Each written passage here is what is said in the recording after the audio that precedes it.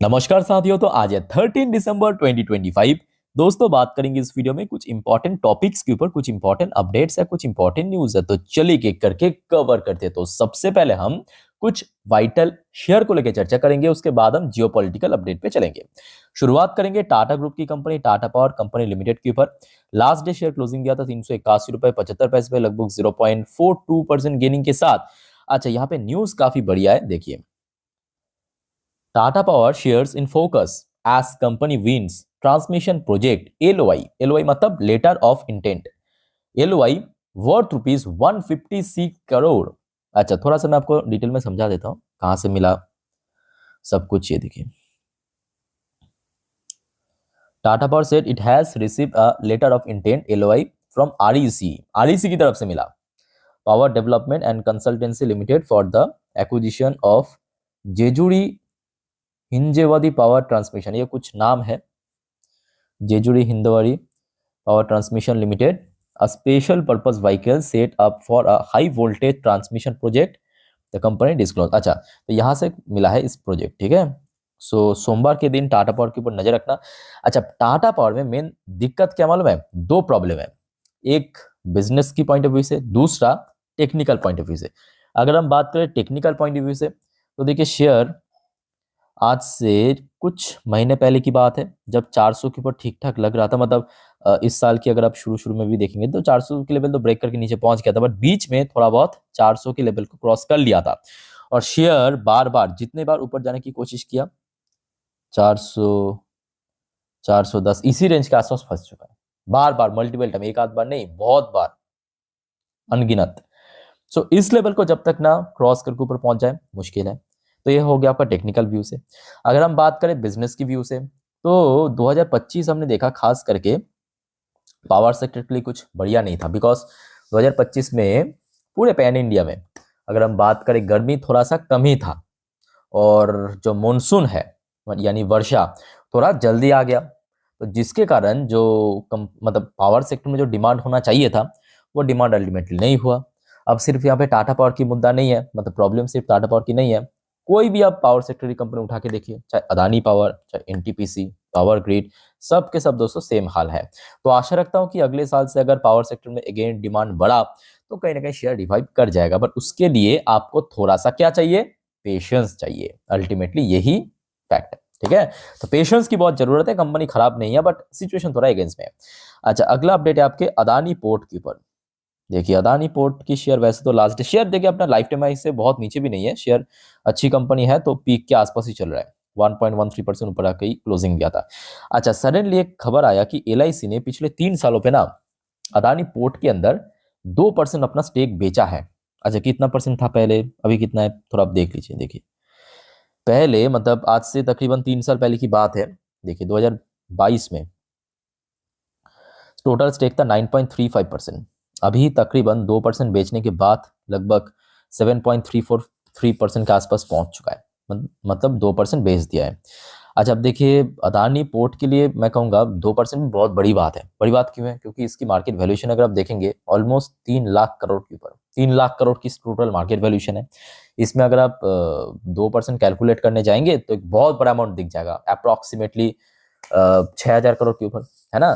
तो उतना भी बहुत बड़ी बात है। तो ये एक अपडेट था। बाकी देखा जाए कंपनी की बिजनेस तो एकदम बढ़िया चल रहा है, अच्छी कंपनी है। और आज की डेट में हमने देखा खास करके पोर्ट सेक्टर में बहुत अच्छा काम काज हो रहा है, और गवर्नमेंट का भी सपोर्ट है। कोई भी पोर्ट सेक्टर, आप चाहे JSW इंफ्रा की बात करें, अदानी पोर्ट की बात करें, अच्छा काम कर रहा है, ठीक है। निफ्टी 50 की शेयर है, काफी कह सकते हो कि सेफ ऑप्शन है निफ्टी 50 होने के कारण। और यही वजह है कि शेयर अपना जो प्रीवियस हाई टच किया था आपके लगभग 1600 के रेंज पे, आज की बात नहीं है, अगस्त 2024 की बात है, उस रेंज के आसपास फिर से पहुंच चुका है। ओके, तो उस लेवल को अगर क्रॉस कर लिया तो मे बी शेयर 1600 क्रॉस करके ऊपर जा सकता है। अच्छा, उसके बाद चलिए एक और बड़े बैंक के ऊपर हम चर्चा करेंगे, SBI। और आप लोग कहाँ पे गलती करते हो वो भी मैं आपको बताऊंगा, ध्यान से देखना। SBI की शेयर पिछले 6 महीनों पे बहुत अच्छा रिटर्न दिया। मतलब एक बड़े बैंक के व्यू से अगर हम बात करें, 21% की return with in 6 months, unbelievable, है ना। बड़े बैंक है जिसकी मार्केट वैल्यूएशन आज आप देखिए 8.5 लाख करोड़ के ऊपर है। पिछले 1 सालों पे लगभग 11% गिरन, बीच में थोड़ा गिर गया था इस साल शुरू शुरू में, फरवरी मार्च के समय, बट उसके बाद देखेंगे शेयर लगभग 40% के आसपास रिटर्न दिया है एकदम बॉटम से लेके टॉप तक अगर हम कैलकुलेट करें। देखिए इसके पीछे एक बहुत बड़ी वजह ये भी है कि पीएसयू बैंक की परफॉर्मेंस काफ़ी बढ़िया हो रहा है, चाहे एसबीआई की बात करें, पीएनबी की बात करें। अच्छा, जो इंपॉर्टेंट चीज़ मैं आपको दिखाने जा रहा हूँ, ध्यान से देखना इसकी शेयर होल्डिंग पैटर्न में। अब देखिए एसबीआई के अंदर सरकार ने अपना कुछ परसेंट स्टेक बेचा है, लगभग 2% मान के चलिए, कितना 2%, चलो बढ़िया। अच्छा, एफआईएस ने खरीदा है, साफ दिखाई दे रहा है, ठीक, एफआईएस ने खरीदा है। और कौन खरीदा? डीआईएस ने खरीदा है, मोस्टली डीआईएस ने ही खरीदा। अगर आप देखेंगे ये 2% स्टेक बेचा है, ध्यान से देखना, लगभग 57.42% से ड्रॉप होकर 55.50% अप्रॉक्सीमेटली 2%, ये लगभग मान के चलिए डीआईएस ने खरीद लिया, क्योंकि डीआईएस का भी एग्जैक्टली वही 2% के ऊपर थोड़ा इंक्रीज हुआ है। और बाकी बात करें एफआईएस ने भी खरीदा है, तो बेचा कौन है प्रोमोटर को छोड़ के? तो जी हाँ, तो ये अभी आपको समझ आएगा कौन बेचा है। ये है रिटेल इन्वेस्टर्स की कारोबार, और नंबर ऑफ शेयर होल्डर ही उसका प्रमाण है। आप 6 महीने पहले पहुंच जाइए Q4 की एंडिंग में, देखिए 38,26,000 के ऊपर नंबर ऑफ शेयर होल्डर था। आज कितना बचा है सर? देखिए 2 लाख के ऊपर कम हो चुका है, 36,18,554 शेयर होल्डर बचा है। सीधा सीधा 2 लाख कम हो गया, गायब हो गया, सीधा सीधा आप कह सकते हो 2 लाख शेयर होल्डर, 2,200 नहीं, 2 लाख शेयर होल्डर गायब हो गया। और उसके बाद आप देखिए शेयर देखते देखते कहाँ पे पहुंच गया। तो सिंपल बात है, एकदम बहुत ही बेसिक बात है कि देखिए मैं आपको 6 महीने के दिखाया, मतलब 6 महीने पहले जब शेयर यहाँ पे था, यहाँ पे शेयर होल्डर बेचना शुरू किया, और आज देखिए शेयर यहाँ पे है। अब वो लोग रिग्रेट कर रहे हैं। तो देखिए मेरा सिंपल फंडा है कि देखिए शेयर जब थोड़ा सा स्ट्रगल कर रहा है, थोड़ा नीचे नीचे चल रहा है, तो टफ सिचुएशन पे आप थोड़ा समय दीजिए कंपनी को। आप जब कोई अच्छे कंपनी, अच्छे बैंक को टफ सिचुएशन पे टाइम देंगे ना, पेशेंस रखेंगे, हमेशा मतलब जिंदगी भर वो आपका साथ देगा। समझ आ रहा है ना? यही तो मार्केट की मजा है कि जब जब नीचे गिरे सब लोग फ्रस्ट्रेट रहेगा, सब बेचेगा, तब आप एकदम शांति से बैठ जाओ, मुस्कुराते रहो। जब ऊपर जाएगा तब थोड़ा सा अलर्ट हो जाओ कि भाई एकदम ठीक है। अच्छा चलो अगले अपडेट पे, बट उसके पहले साथियों आप सभी को रिक्वेस्ट करूंगा, आप अगर इस चैनल पे नई हो या तो चैनल को अब तक सब्सक्राइब नहीं किया तो प्लीज फटाफट कर लीजिए, ऐसे इन्फॉर्मेटिव वीडियो हर रोज हर वक्त पाने के लिए। देखिए मैं ऑलरेडी आप लोगों के लिए डाल चुका हूँ वीडियो बहुत सारे, जैसे कि देखिए आज टैरिफ से रिलेटेड एक बढ़िया खबर है, देख लेना एक बार, ठीक है, विजिट करके। ये देखिए कुछ इंडिविजुअल शेयर के ऊपर अपडेट आया, दे चुका हूँ। सरकार की तरफ से मोस्ट इंपॉर्टेंटली एफडीआई इनफ्लो को लेकर देखिए कुछ यहाँ पे बदलाव होने जा रहा है सरकार की तरफ, एक सेक्टर, ठीक है, उसके ऊपर भी डिटेल चर्चा कर चुका हूँ, एकदम लेटेस्ट अपडेट, जो कि अगले दिन बाजार में इम्पैक्ट पड़ेगा, और कुछ इंडिविजुअल शेयर को भी कवर किया। दोस्तों ये सब वीडियो मैं आज डाल चुका हूँ, प्लीज एक बार चेकआउट करके देख लेना। और याद रखना दोस्तों, कल क्योंकि मतलब परसों बाजार ओपन होगा, तो कल रात की 10:30 की वीडियो जिस पर हम नेक्स्ट डे मार्केट प्रेडिक्शन, पूरे दिन बाजार के अपडेट को कवर करेंगे, देखना मत भूलिएगा, ठीक है। तो एकदम फ्री ऑफ कॉस्ट है, और अच्छे से पता है कि आप लोग अंत होते होते भूल जाएंगे, तो अभी सब्सक्राइब कर लीजिए रेड बटन को प्रेस करके, ओके। चलो अगले अपडेट है कुछ जियोपॉलिटिकल अपडेट। सबसे पहला खबर, जैसे कि आपको पता होगा मैक्सिको ने भी हुबहू यूएस को कॉपी पेस्ट किया, भारत सहित और भी बहुत सारे एशियन कंट्रीज के ऊपर लगभग 50% टैरिफ इंपोज कर दिया। अब भारत सरकार ने मैक्सिको की गवर्नमेंट के साथ बातचीत करना शुरू किया कि भाई हो क्या गया है। अब सिर्फ आप कहेंगे सिर्फ भारत के ऊपर भी नहीं, भारत के साथ साथ और भी देश है, जैसे कि आप देख लीजिए, इंक्लूडिंग भारत है, चाइना है, साउथ कोरिया है, थाईलैंड है, इंडोनेशिया, मैक्सिको, ठीक है। मतलब मैक्सिको ने इन सब के ऊपर टैरिफ इंपोज किया है। अच्छा, अब जो खबर निकल के आ रहा है, India is engage with Mexico over the south American nation decision unilaterally, मतलब एक तरफा, यूनिलैटरली मतलब एक तरफा, बाइलैटरली मतलब दो तरफा, ठीक है, raise tariff on several product to find mutually beneficial solution. मतलब बातचीत करें कि भाई क्या हो गया, आप एक तरफा टैरिफ लगा दिया, ऐसा कुछ हम म्यूचुअल में आए कि मतलब सोल्यूशन में कि दोनों पक्ष को फायदा मिले। Even as New Delhi reserve the right to take appropriate measure to safeguard the interest of it export. तो एक्चुअली देखिए मैक्सिको का कहना क्या है, मैक्सिको का कहना यह है कि जो उनके साथ एफटीए साइन नहीं करेगा उसके ऊपर टैरिफ इंपोज करेगा। मैं आपको एक बार दिखा देता हूँ, ये देखिए, जस्ट अ मिनट। हाँ ये देखिए, मैक्सिको ने कहा कि उसके साथ जो भी देश फ्री ट्रेड एग्रीमेंट साइन नहीं करेगा उसके ऊपर हम ड्यूटी इंपोज करेंगे, मतलब टैरिफ इंपोज करेंगे, ठीक है। अब ये थोड़ी ना कोई बात होता है, देखते हैं आगे कब तक क्या होता है। वैसे दोस्तों टैरिफ की जो अपडेट है ऑलरेडी आपको मैं दिखाया कि इस दिन की फर्स्ट वीडियो में शेयर कर चुका हूँ।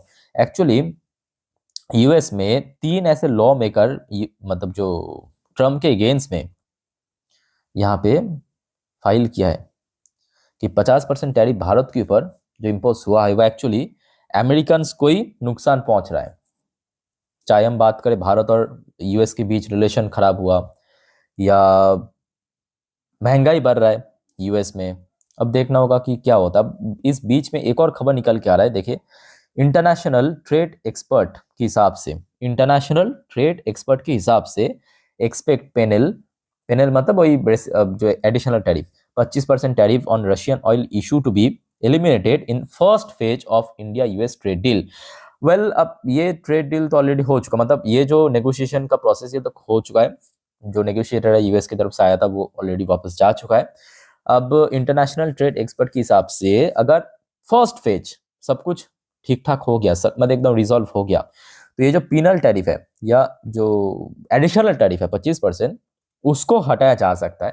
उसके बाद देखा जाएगा कि जो रेसिप्रोकल टैरिफ है यानी मेन टैरिफ 25%, वो कब तक हटाता है। ठीक है, सो लेट्स सी कि क्या होता है। इसके ऊपर कुछ भी अपडेट मिला मैं आपको डेफिनेटली जानकारी दे दूंगा। ठीक है, टाइम टू टाइम अपडेट बस ले लेना। अच्छा, उसके बाद देखिए यहाँ पे जंग से रिलेटेड कुछ खबर आया। वैसे आपको पता होगा रिसेंटली डोनाल्ड ट्रम्प ने जो एकदम नीचे की तरफ जो उसके मध्य देश है वेनेजुएला, आपके साउथ अमेरिकन एक कंट्री वेनेजुएला, उस पर हमला करने की बहुत बार धमकी दी। अब एक और न्यूज निकल के आ रहा है कि US to launch ground attack on Latin America, Latin America मतलब लातिन अमेरिका के जो देश है वेनेजुएला, उसके ऊपर हमला कर सकता है। मेजर अनाउंसमेंट रिगार्डिंग वेनेजुएला, ये आज रात की साथियों, ये देखिए गर्मा गर्म अपडेट है। ये देखिए 13 तारीख रात 8:35 की अपडेट है। ये है आपके मदुरो वेनेजुएलन प्रेसिडेंट, और ये तो मेरा चचा डोनाल्ड ट्रम्प। तो उनकी तरफ से कहा गया, देखिए US president Donald Trump has announced that the United states will soon launch ground attack, मतलब थल सेना के थ्रू अटैक कर सकता है on location link drug trafficking in Latin America. तो जहां जहां पे कह सकते हो कि इलीगल ड्रग्स स्मगलिंग होता है वहां पे हमला करेगा, अटैक करेगा। ठीक है, लेट्स सी क्या होता है। वैसे जो बीच में डोनाल्ड ट्रम्प क्लेम किया था कि हमने सीज फायर करवा दिया थाईलैंड और कंबोडिया के बीच जो जंग, वो फिर से रिज्यूम हो चुका है, फिर से अभी कंटिन्यू चल रही है। आज एकदम सुबह की अपडेट है। Cambodia said Thai forces including fighter jet continue to strike target across their disputed border, जिस बॉर्डर को लेकर एक्चुअली समस्या या गोलमाल है, disputed border, on Saturday morning in the hours after US president Donald Trump claim to have broked a ceasefire. So recently मतलब फिर से शुरू हुआ था, डोनाल्ड ट्रम्प फिर से क्लेम किया कि मैंने तो फिर से रुकवा दिया, फिर से थाईलैंड की जो फोर्सेस है हमला किया, वो भी एयर स्ट्राइक हुआ है। ठीक है, आज उसके साथ साथ ये आज फिर से रात की अपडेट है, रशिया की तरफ से टारगेट किया गया यूक्रेन की एनर्जी सेक्टर को, लॉन्च किया 450 के ऊपर ड्रोन, 450 के ऊपर ड्रोन, लगभग 30 से अधिक मिसाइल दागा है। ठीक है, तो मतलब रशिया भारत से जाने के बाद, मतलब पुतिन भारत से जाने के बाद एग्रेसिवनेस काफी बढ़ चुका है, बैक टू बैक हमला चल रहा है पिछले मतलब कुछ 1-1.5 हफ्ते में। अच्छा, फिर आखिरी अपडेट जो है, एक रिपोर्ट है आपके, ये देखिए रिटेल इन्फ्लेशन में रिड्यूस बाय 25 बेसिस पॉइंट या BPS on financial year 26 driven by GST reform. Report आया है दोस्तों एसबीआई की तरफ से, एसबीआई रिसर्च की तरफ से। रिपोर्ट के अकॉर्डिंग कि ये जो रिसेंटली सरकार ने जीएसटी रिफॉर्म किया है या जीएसटी कट किया है अलग अलग विन विन प्रोडक्ट के ऊपर, तो उसके थ्रू भारत की जो रिटेल इन्फ्लेशन या सीपीआई इन्फ्लेशन ऑलमोस्ट 0.35% या 35 बेसिस पॉइंट घट सकता है। ठीक है, सो दोस्तों ओवरऑल बात करें, देखिए मैं कहूँगा ठीक है, अभी माहौल हो सकता है कि कुछ हद तक यहाँ पे गर्मी चल रहा है और टैरिफ की मुद्दों पे थोड़ा बहुत ठीक ठाक सेटल तो लग रहा है। अब देखना होगा कि सोमवार दिन बाजार ओपन होने से पहले सुबह डॉ जोन्स एंड नैस्डैक की फ्यूचर किस तरफ रहता है, और खास करके देखिए निफ्टी 50 के लिए 2 इंपॉर्टेंट फैक्टर, एक टेक्निकल व्यू से अगर हम बात करें 26,000 को होल्ड करके रखना, दूसरा जो एक्चुअली कोर फैक्टर जो आपको मैं इसके पहले भी बार बार कहा था, इवन आज दिन के फर्स्ट वीडियो में भी कहा था, एफआईएस की कंसिस्टेंट इनफ्लो ये एक्चुअली चाहिए, ये 100% चाहिए भाई, ये इसके बिना मुश्किल है एफएस की consistent inflow. So let's see कब तक होता है। बाकी दोस्तों इस बीच में अगर कुछ और जानकारी या खबर मुझे मिल गया सो डोंट वरी, मैं आपको जानकारी दे दूंगा। आप सिर्फ दोस्तों चैनल को सब्सक्राइब करके रखना, और सब्सक्राइब करने के साथ साथ दोस्तों याद रखना पास में जो नोटिफिकेशन बेल है ना उसको भी क्लिक करना, ताकि आपके पास प्रॉपर टाइम में नोटिफिकेशन पहुंच जाए। और हर एक वीडियो देख जरूर लेना, क्योंकि मार्केट से रिलेटेड है तो काम का वीडियो है। बाकी दोस्तों मिलते हैं नेक्स्ट वीडियो में। इस वीडियो को वाइंड अप करता हूँ। टेक केयर, बाय बाय, जय हिंद।